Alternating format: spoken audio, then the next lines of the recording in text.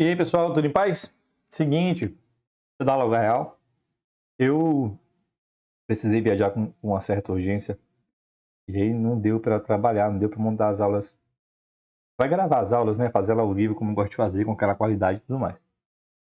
Então, eu, como estou tendo uma limitação, peguei um computador aqui qualquer e resolvi minimamente só gravar a tela para não exagerar de informação, para não travar o bichinho, né? Que ele não vai aguentar. Tá bom? Então, como a aula da gente é sobre soluções, eu vou pegar isso aqui, faço essa projeção e aí vou conversar com vocês sobre essa apresentação.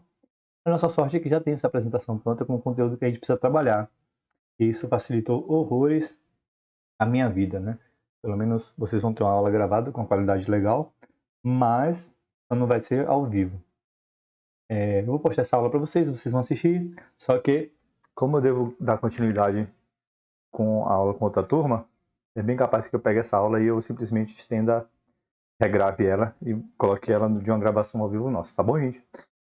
Então, vamos lá para o nosso conteúdo. Primeira pergunta que eu estou trazendo para vocês, né? O que é solução? E aí eu já estou trazendo diretamente a definição. Soluções são misturas homogêneas de duas ou mais substâncias. Vale lembrar, para a gente trazer uma ideia do que é uma mistura homogênea e uma mistura heterogênea. Uma mistura homogênea, basicamente, é aquela mistura onde você não consegue identificar fases. Você coloca duas substâncias, né? Toda mistura envolve no mínimo duas substâncias. Você coloca essas duas substâncias e você não consegue perceber diferença de uma para outra, tá? Nessa mistura. Por exemplo, o ar que você respira. O ambiente onde a gente está, ele é composto por uma solução, certo? Por que uma solução? Porque o ar que a gente respira é uma mistura. Nele, basicamente, a gente encontra nitrogênio, oxigênio, tá? E gás carbônico, entre os outros gases. Só que você não consegue visualizar a diferença entre o nitrogênio, o oxigênio e o gás carbônico. Como a gente não consegue ver essa diferença, a gente está numa mistura, e essa mistura é uma solução homogênea. A gente não consegue ver. E não tem o que nós façamos para conseguir visualizar essa diferença. Bom, quando a gente tem uma mistura que nós chamamos de heterogênea, significa que a gente consegue visualizar fases diferentes. Ou seja, se eu pegar, por exemplo, uma bem simples, água com terra. Se você tem uma solução de água e terra, você vai conseguir visualizar tanto água quanto terra. Então você vai ver duas fases nela. Um exemplo mais fácil ainda é a água com o óleo. Quando você mistura água e óleo, você pode ver que depois de um tempo a água vai ficar em uma posição, o óleo vai ficar na outra posição, né? A água fica embaixo, o óleo fica em cima. Então você consegue visualizar duas fases dessa mistura. Se você consegue visualizar duas fases, então ela é uma solução heterogênea, certo? E um fato curioso é que soluções heterogêneas, elas podem ser formadas também, né? A forma mais clássica dela é por soluções com, como é que eu digo? Em condições diferentes, né? Você vê uma solução sólida com a solução líquida, você vai ver uma substância heterogênea clássica, que é a água e o gelo. Água e gelo, apesar de ser o mesmo elemento, enquanto uma estiver no estado sólido e outra estiver no estado líquido, ela vai ser uma solução heterogênea, né? Uma solução não, uma mistura heterogênea, onde ele vai apresentar duas fases. Depois que esse gelo larga de ser gelo e vira líquida, aí ele vai virar uma solução, uma única substância. Bom, então basicamente é isso. Esse assunto do primeiro ano, eu recomendo que vocês deem uma olhadinha e façam um estudo prévio para poder retomar algumas partes desse assunto. E aí, do que é feita uma solução? Gente, a gente tem as definições, né, de solução, solução verdadeira. Solução, por si só, já é verdadeira. É redundante você falar solução verdadeira. E, para ser solução, ela tem as características específicas delas e os demais são misturas. São misturas, não são soluções heterogêneas, né? São elementos heterogêneos. Então, basicamente, ela é constituída por que nós chamamos de solvente e de soluto. De uma forma mais simplificada, as pessoas sempre associam que solvente é o líquido, soluto é o sólido. Só que tem misturas que isso não vai cair dessa forma. Por exemplo, se você misturar uma água com o álcool, os dois eles são no formato líquido. E um deles vai ser soluto e um deles vai ser solvente. Na forma mais clássica, para se identificar soluto e solvente, a gente diz o seguinte: solvente vai ser aquele elemento, né, que tiver em maior quantidade, e soluto vai ser aquele elemento que estiver em menor quantidade, tá bom? Quando você mistura os dois, ele vai formar o que nós chamamos de solução homogênea, onde você não vai conseguir identificar um do outro. Além da solução, que a gente chama de solução homogênea, as pessoas chamam de solução verdadeira, que é uma forma redundante, né? Temos as soluções coloidais, temos as dispersões, tá? Esses dois a gente pode falar um pouco mais para frente, certo? E aí a gente tem a classificação dessa solução em diversas categorias. A gente vai trazer as principais. A primeira é de acordo com o seu estado físico. Então, uma solução ela pode ser classificada de acordo com o seu estado físico, onde você pode encontrá-la no estado sólido, no estado líquido ou no estado gasoso. Um exemplo de uma solução sólida, por exemplo, é um anel de ouro, um ouro 18 quilates, onde ele vai ter ouro e vai ter outros elementos que formam essa categoria dele. Soluções líquidas, água e sal. As soluções gasosas, o ar que a gente respira. Certo? Então a gente pode ver que essas soluções elas podem ser representadas de diversas formas. Tá?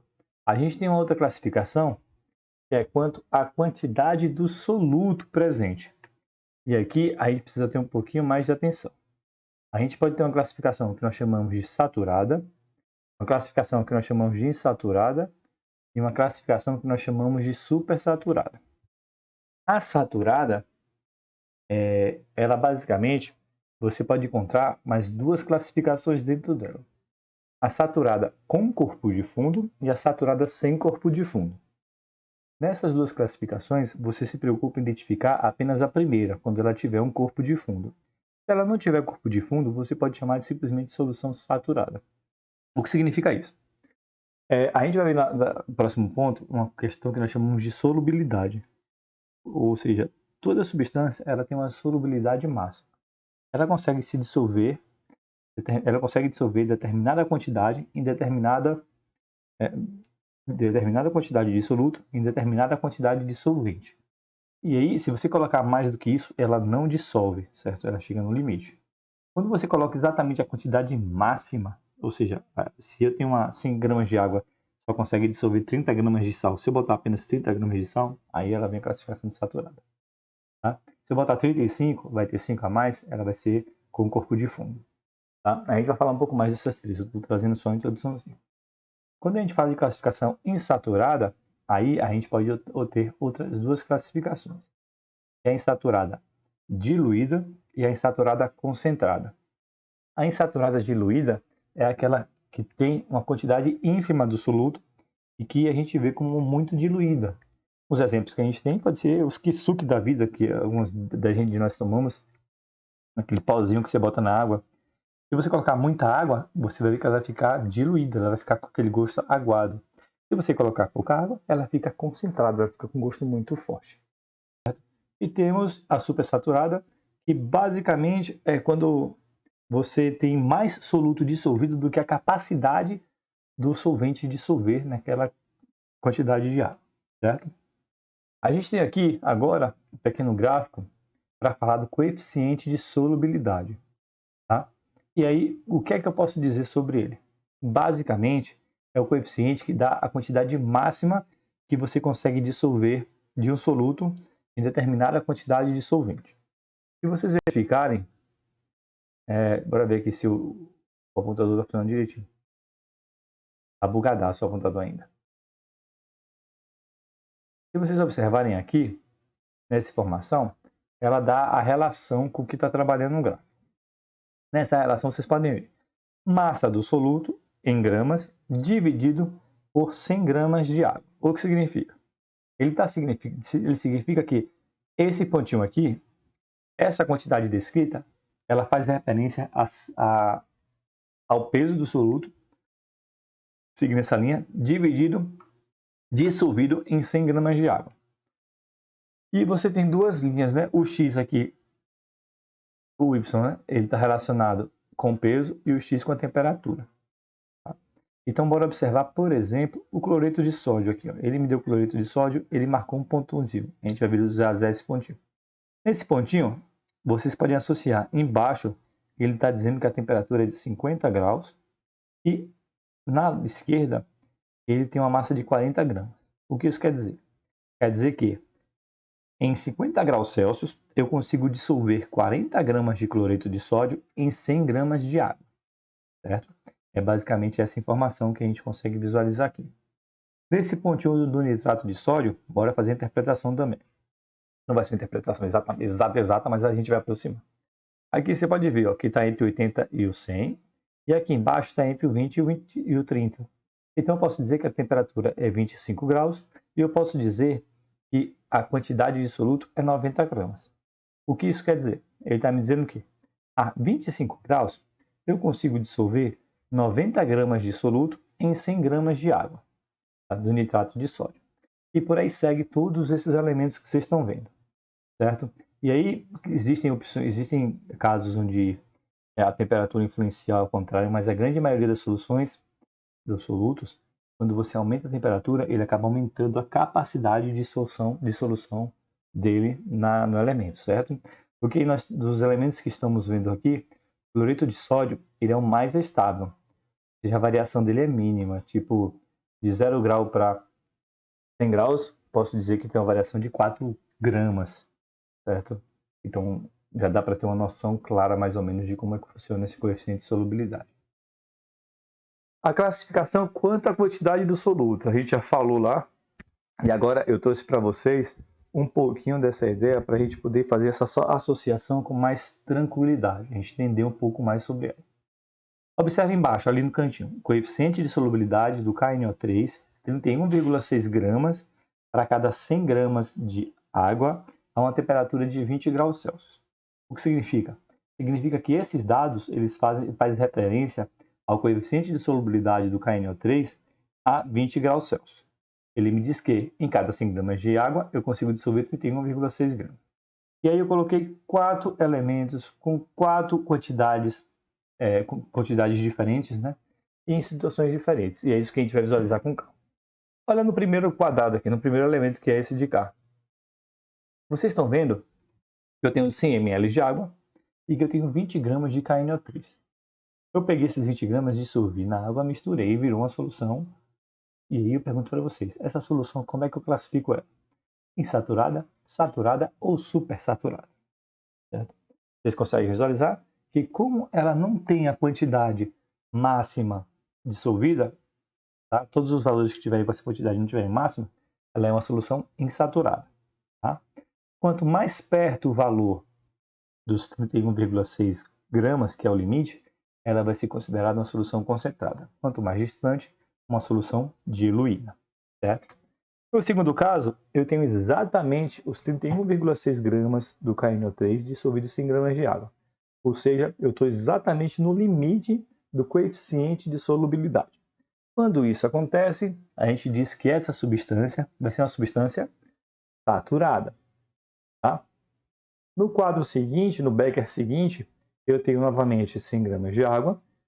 100 ml de água e 100 gramas é a mesma coisa, tá, gente? 1 ml e 1 grama tem o mesmo valor. E aí eu tenho 50 gramas de KNO3 dissolvido. Observa que eu tenho uma quantidade a mais de KNO3 dissolvido. Tal tem a mais que, se vocês observarem, no fundinho desse pote sobrou uma quantidade desse elemento. E aí, quando eu tenho isso aqui, eu tenho uma solução saturada com corpo de fundo. Tá? O último exemplo é o exemplo da supersaturada, que eu tenho que explicar para vocês. Numa classificação de um elemento supersaturado, o que é que acontece? Observe que eu tenho exatamente os mesmos valores da solução saturada com corpo de fundo, mas eu não apresento corpo de fundo. Na solução supersaturada, que é essa de cá, o que é que está acontecendo? Eu peguei essa solução, ela estava a 20 graus, eu coloquei o soluto, dissolvi e formou corpo de fundo. Eu peguei essa solução e eu simplesmente aqueci ela a uma temperatura onde o KNO3 conseguia dissolver os 50 gramas. Dissolveu os 50 gramas totalmente. Depois, eu cuidadosamente fiz um processo de resfriamento, voltando à temperatura de 20 graus Celsius. E aí, o o corpo de fundo ele não voltou. Significa que essa solução ela conseguiu ficar totalmente diluída nesse composto, e aí ele virou uma solução instável.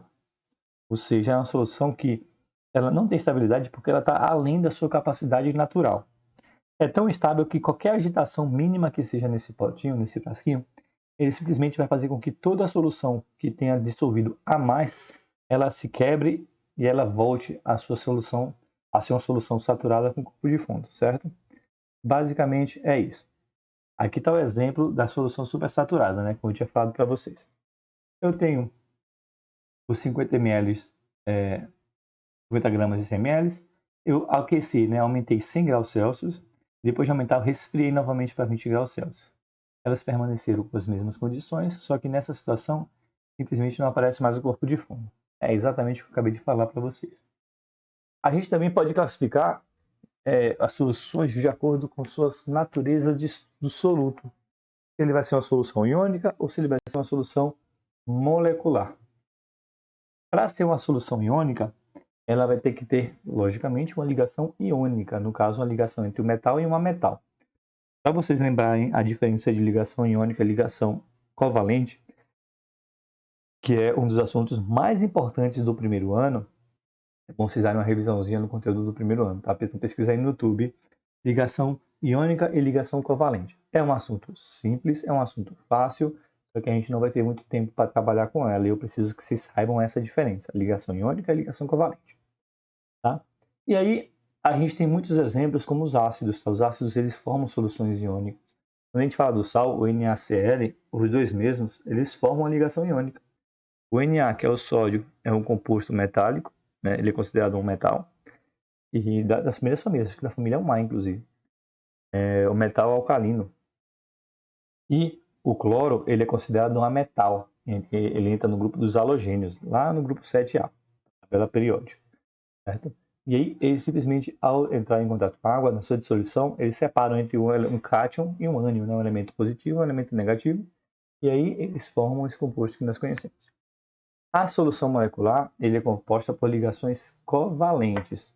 É uma ligação de ametal com ametal. O O2, por exemplo, é uma ligação molecular, uma solução molecular, né? O oxigênio, um composto molecular. O carbono, todos os compostos do carbono, que ele faz os compostos orgânicos, são ligações covalentes e formam soluções moleculares. Tá bom, gente?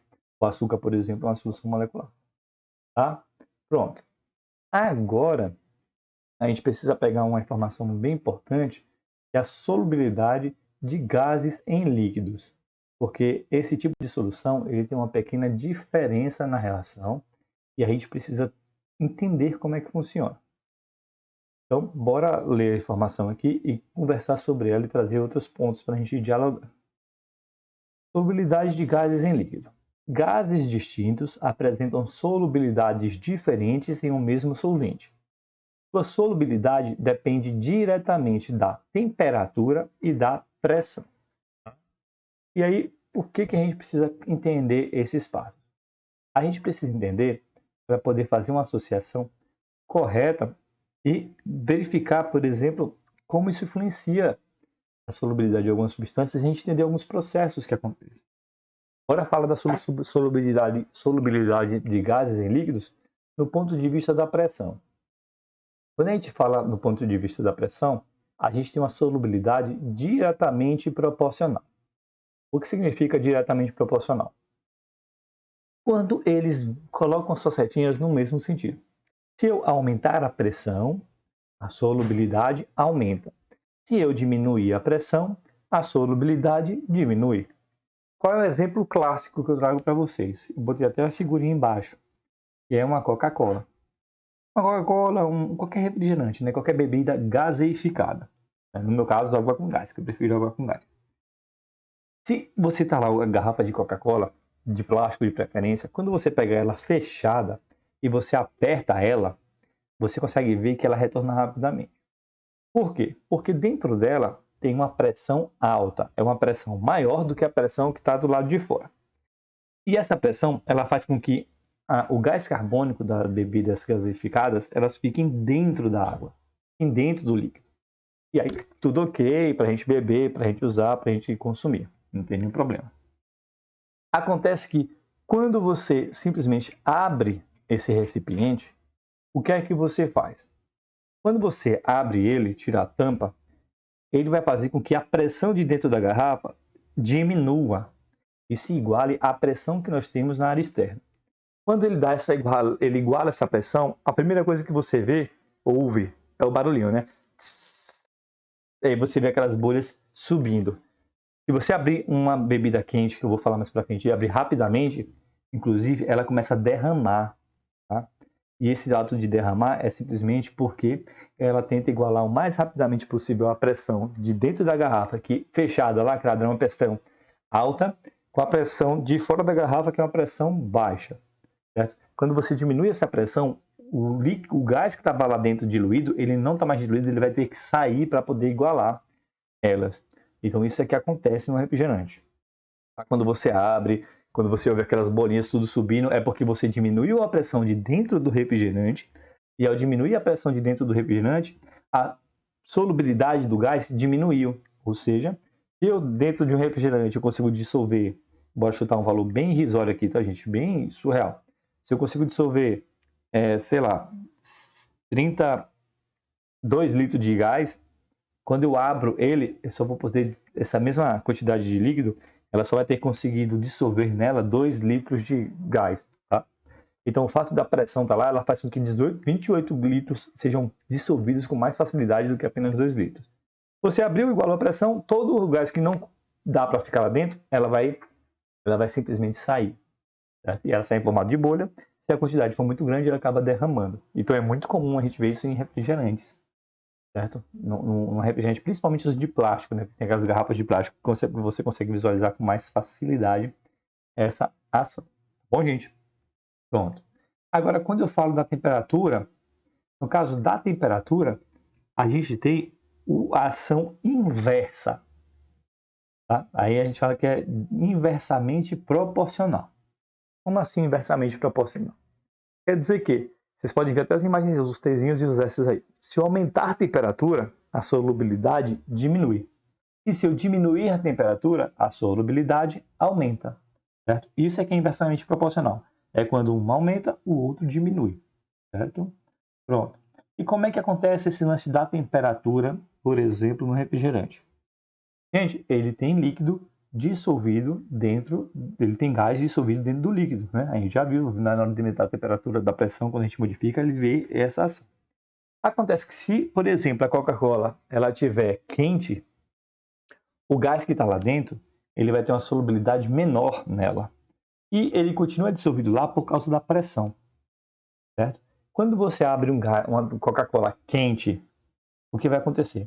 A chance dela derramar é muito maior do que quando você abre uma Coca-Cola gelada, gelada, quando você abre uma Coca-Cola gelada. Por que isso acontece? Porque como a temperatura está ambiente, no caso 25 graus, e ele está com pressão, quando você diminui a pressão, a temperatura lá dentro também está diferente, ela vai fazer com que esse gás tende a sair mais rapidamente do que somente por causa da pressão. E aí ele vai tentar jogar todo esse gás mais fora para fora possível, e aumenta a possibilidade de derramar. Tal que vocês mesmos não veem. Na hora que vocês pegam Coca-Cola, botam na geladeira e um fora da geladeira, se você abrir os dois, você vai ver que dentro da geladeira ele vai sair o gás por causa da mudança de pressão, mas ele não vai sair gás da mesma forma que quando você pega uma Coca-Cola quente. Tá? Então o segredo para vocês tomarem uma Coca-Cola geladinha não, né? Uma Coca-Cola com todo aquele gás que as pessoas gostam, é você tomar ela gelada. Porque ela estando gelada, o gás que vai estar lá vai ser maior do que com ela a temperatura normal, temperatura quente, certo? É a mesma coisa inversamente, né? Porque quando você baixa a temperatura, a solubilidade ela aumenta, e com essa solubilidade maior, na hora de abrir vai perder menos gás, tá, gente?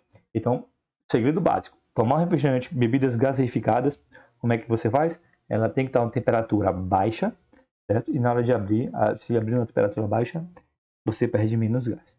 Então, essa é a clássica forma de tomar um refrigerante. Aí, como é que funciona esse lance da temperatura na natureza, por exemplo? Isso é mais legal de mostrar na natureza. Quando a gente tem alguns peixes de lugares diferentes, em ambientes muito frios ou muito quentes, alguns peixes eles não conseguem viver, mudar de ambiente, sobreviver. Se eu pego um peixe que está acostumado a, por exemplo, a viver num lugar onde a temperatura da água é 10 graus Celsius, ou seja, é uma temperatura de água gelada para baixo, eles conseguem sobreviver lá tranquilamente. Por quê? Porque quanto menor a temperatura, maior a solubilidade. Ele vai ter uma quantidade de oxigênio maior nessa água.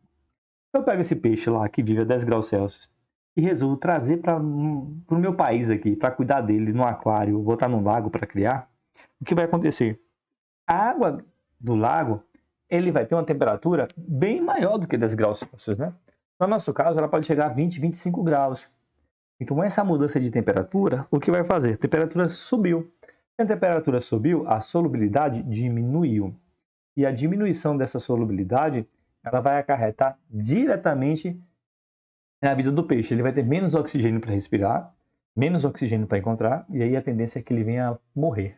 Então, quando a gente tem alguns lagos, quando os dias são muito quentes, que acontece de você encontrar vários peixes morrendo, ou muitos peixes mortos, é porque o oxigênio daquele lago já estava pouco e o aumento da temperatura diminuiu mais ainda esse oxigênio, fazendo com que esses peixes não sobrevivessem.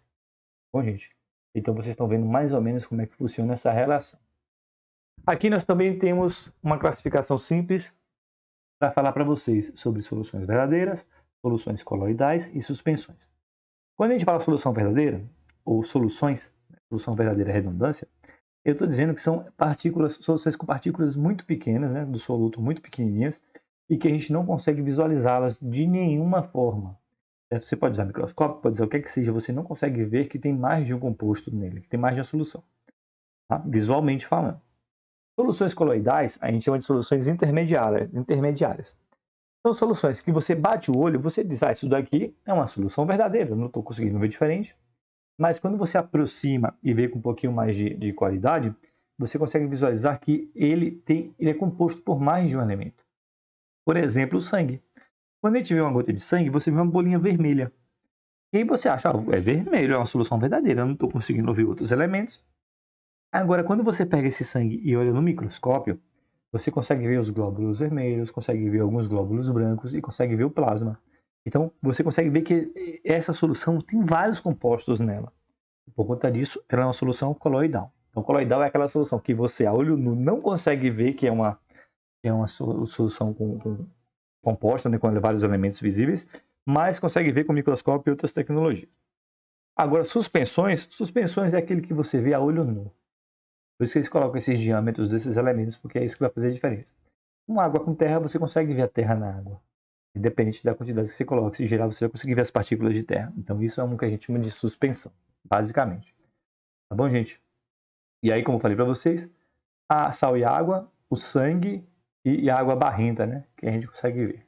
Então, soluções é invisível, você não consegue ver a diferença independente de como você tente ver.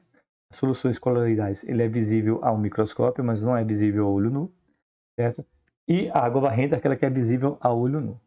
Bom, então, com isso, a gente encerra esse conteúdo. Vou deixar até nesse último slide. Traz essa primeira parte. A aula ficou até pequenininha em relação ao que eu queria colocar de conteúdo, mas pelo menos a gente conseguiu fechar. Novamente, essa aula eu estou passando para vocês, é uma aula emergencial, por isso que ela está sendo gravada, para vocês visualizarem. Eu vou estar no WhatsApp durante o momento que vocês estiverem assistindo essa aula, para dar todo o suporte, tirar dúvidas e tudo mais.